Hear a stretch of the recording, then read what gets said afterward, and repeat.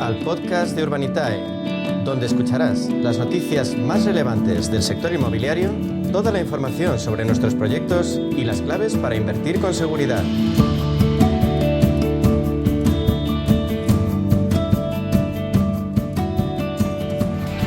Lo saben, a media sesión el inmobiliario y su faceta de inversión son asuntos que nos interesan especialmente, que llaman nuestra atención. Tratamos precisamente sobre el crowdfunding inmobiliario durante los próximos minutos y lo hacemos con su líder en nuestro país, con Urbanitae. Diego Bestard, CEO de Urbanitae, bienvenido, buenas tardes. Buenas tardes, un placer como siempre. Diego, Bankinter ha actualizado previsiones. Ahora dice que el precio de la vivienda en España no va a caer, dice que va a seguir subiendo este año. ¿Qué implica para los interesados en invertir en el ámbito inmobiliario?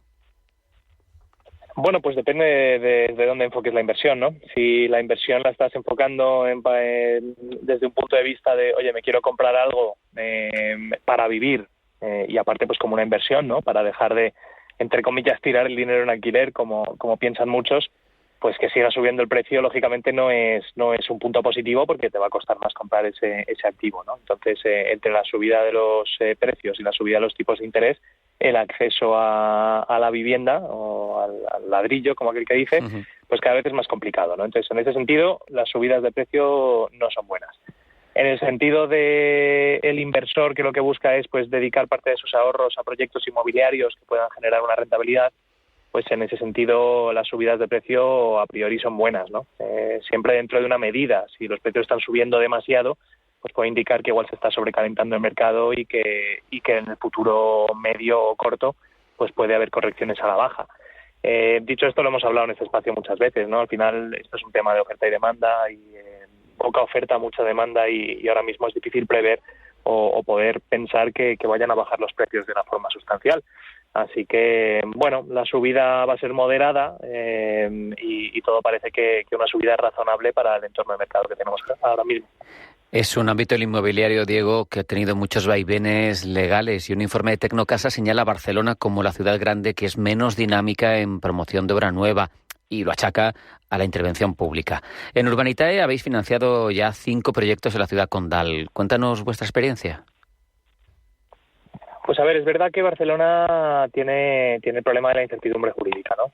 Muchos promotores entran ahí con miedo o respeto, no sé cómo definirlo, ¿no? Pero es verdad que a la hora de estudiar proyectos ahí pues hay que tener un montón de variables en cuenta, que lo que hacen es que al final la incertidumbre lo que hace es que el dinero se espante. Y el dinero en el mundo de la promoción inmobiliaria lo que quiere decir es la producción de obra nueva. Es decir, si no hay inversores, no se puede construir, no se pueden construir promociones, no se pueden construir edificios, no se puede construir vivienda. Y si no se puede construir vivienda, no hay suficiente oferta y con lo cual los precios suben. Entonces, muchas veces las medidas que se toman para intentar facilitar el acceso a la vivienda, lo que hacen es todo lo contrario, lo complican, porque hacen que los inversores no quieran invertir en este tipo de mercados y que por ende pues haya cada vez menos vivienda disponible y claro, los precios suban más aún, ¿no? Y eso es lo que está ocurriendo en Barcelona. Dicho esto, nosotros hemos hecho ya, como comentas, bastantes proyectos ahí, estamos estudiando otros tantos y bueno, es un variable que tenemos que tener en cuenta, pero Barcelona sigue siendo una ciudad de puntera a nivel mundial y es un sitio para invertir donde sigue habiendo oportunidades atractivas. Decías, Diego, que falta oferta y, claro, pues se buscan alternativas. De hecho, según la PropTech española Brickbro, la reconversión de locales desocupados en vivienda podría aumentar y, además, podría aumentar un 24%, o sea, una cifra nada desdeñable, el parque residencial. ¿Habéis considerado alguna operación de este tipo desde Urbanitae? Sí, de hecho ya hemos hecho unas cuantas. Yo creo que, si no me falla la memoria, hemos hecho 4 o 5 proyectos ya de este estilo. Y luego, por ejemplo, hemos hecho muchos proyectos que hemos hablado en este espacio también de reconversión de locales a trasteros, sí, por ejemplo, que es una demanda y una necesidad también muy importante a nivel para las zonas residenciales más pobladas, ¿no? A ver, son proyectos que funcionan bien. Al final son proyectos que tienen un plazo de desarrollo relativamente corto porque no hay que pedir licencia de obra mayor, que todo suele tardar mucho, ¿no? Puedes empezar con una declaración responsable y empezar a convertir ese local en viviendas desde el minuto 1. Entonces, acortan mucho los plazos y la verdad es que pues el estudio que ha hecho Brickbro, cuando hablamos del sector inmobiliario, un 20 y pico % de aumento del parqué, si esos números son correctos, es una cantidad muy, muy, muy importante. Hablamos de muchos millones de euros en inversión y de cientos de miles de viviendas. O sea que al final, es una manera de poner en uso activos inmobiliarios comerciales que no funcionan bien y darles un uso muy demandado como es la vivienda, ¿no? La primera vivienda en ciudades. Urbanitae trabaja con cerca de 60 promotores. Diego, ¿cuáles son los principales obstáculos, los problemas con los que se encuentran? Bueno, esto va cambiando cada 6 meses, ¿no? El año pasado te diría que eran los costes de construcción. Los costes de construcción el año pasado se volvieron un poco locos. Tuvimos subidas de materias primas salvajes, ¿no? Con todo el estallido de la guerra en Ucrania y otras razones, ¿no? Pero bueno, la falta de suministros y el tema de los costes de construcción ha sido, yo creo que el principal problema de los últimos año y medio, más o menos. Pero luego hemos tenido la financiación, ¿no? La complejidad a la hora de conseguir financiación bancaria para llevar a cabo proyectos. A nivel comercial está funcionando bien la cosa, o sea que yo te diría que en los últimos 5 años no ha sido el gran problema, por lo que hemos hablado una y otra vez tú y yo de la oferta y la demanda. Sí. Pero bueno, yo te diría que los costes de construcción y la financiación. Y luego, por último, los plazos de las licencias, que esto es un eterno problema en nuestro país. Es verdad que se intenta paliar con con la concesión de licencias por declaración responsable, pero bueno, las licencias hay en zonas que siguen tardando más de un año. Entonces, desde que te compras el suelo hasta que presentas la licencia y hay que sentarse un año a esperar, eso es una de las grandes desventajas del sector. En Urbanitae, Diego, vamos a entrar en la inversión. Financiáis 2 grandes tipos de proyectos, de plusvalías y de deuda. ¿Cuál tiene menor riesgo para el inversor? Bueno, pues esto, a riesgo de sonar de que no me mojo, la verdad es que es muy variable y depende de cómo se mire, ¿no? Hay proyectos, por ejemplo, de equity, para que nos entienda todo el mundo, en equity es cuando entras en sociedad y el activo es tuyo desde el principio, y entonces pues se desarrolla con un promotor para que construya o para que reforme esos edificios, etcétera.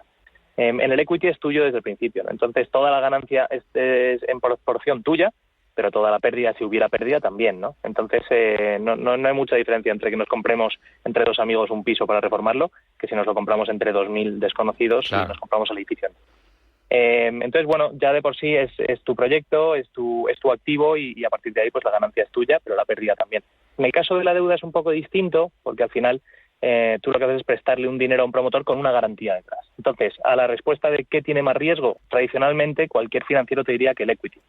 Pero claro, depende de las garantías que haya en el préstamo, contra lo que la comparas. Entonces, un préstamo con garantía hipotecaria de primer rango, a priori y en todas vistas, es un préstamo muy seguro, pero habría que ver qué valor tiene la garantía que hay detrás. Bueno, habría que entender un poco la estructura de las garantías para determinar si es un préstamo seguro o es un préstamo con mucho riesgo. Estamos hablando de seguridad. Diego, ¿cómo protegéis el dinero del inversor? Pues principalmente teniendo activos detrás que respalden ese dinero que sean muy buenos. Es decir, en el caso de los préstamos, pues teniendo un nivel de garantías muy elevado. Normalmente no nos gusta prestar más del 60% del valor de la garantía. Es decir, si yo voy a prestar 6, el valor de la garantía que tiene que haber detrás tiene que valer como mínimo 10.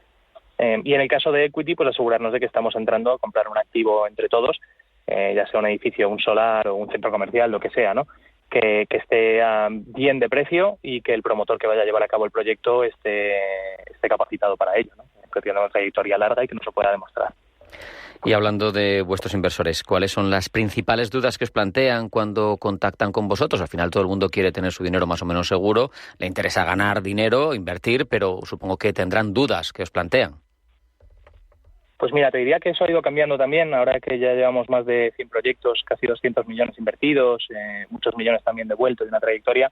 Antes nos preguntaban mucho de quién éramos y qué íbamos a hacer con el dinero. Ahora nos preguntan más sobre 2 cosas que son muy recurrentes. Número 1, la fiscalidad, es decir, oye, a la hora de devolverme el dinero con la rentabilidad, ¿tengo que hacer yo algo, retenciones, tal? Y la respuesta es siempre, no os preocupéis, esto se encarga desde el origen, lo que os llega ya es neto y en la declaración de la renta sale en el borrador la inversión y la rentabilidad que ha generado. Y el segundo punto que nos preguntan mucho es qué tengo que hacer para invertir, porque he intentado invertir en 2 o 3 ocasiones y van tan rápido las inversiones que no me ha dado tiempo, ¿no? Y desgraciadamente esa respuesta es muy básica, ¿no? Hay que estar atento, hay que estar conectado en el momento de apertura y darle a la tecla rápido, porque es verdad que los proyectos se deben financiar muy rápido. Un dedo ágil hace falta y mucha atención. Sí. Está claro que con vuestra trayectoria, que con vuestros proyectos devueltos, todos los iniciados, ese peso en el sector en nuestro país, pues la vuestra es la plataforma líder, pero ¿qué es lo que valoran más de Urbanitae, Diego? Pues nos dicen mucho la transparencia, sobre todo. A los inversores les gusta mucho la cantidad de información, documentación, los vídeos que subimos, los webinars, y luego también lo que es la atención al inversor una vez que se ha hecho la promoción ya, o se ha hecho la inversión, pues todo lo que es la comunicación que hacemos después, ¿no? Aquí al final esto es una inversión inmobiliaria, entonces todos los meses enviamos actualizaciones de cómo van los proyectos, con fotos, con vídeos. Hacemos reuniones con los promotores de forma recurrente para que los inversores puedan estar al tanto de cómo va el proyecto y bueno, pues eso también es saber dónde está tu dinero, poder verlo, es un plus muy importante de este tipo de inversión. Diego Bestart, CEO de Urbanitae, como siempre, esclarecedor, interesante tu testimonio, ha sido un placer hablar contigo, muchas gracias, un abrazo, hasta la próxima. El placer es mío, muchas gracias.